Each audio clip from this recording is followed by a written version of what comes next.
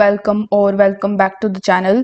In this video I will show you how to download crypto miner Tycoon on PC. So as you can see that currently I'm on Google Play Store in my PC, and over here you can see crypto miner Tycoon.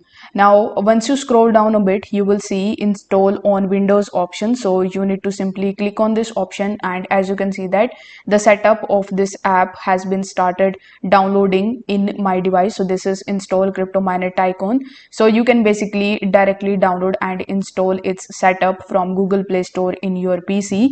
The second thing that you can do is you can simply install BlueStacks or LD player in your PC, and then you just have to simply log in into your Gmail into it, and with the help of that Google Play Store you can download crypto miner Tycoon. But if the option of downloading this app is available on Google Play Store officially, I would recommend you to come here and click on the install option in order to install it in your PC.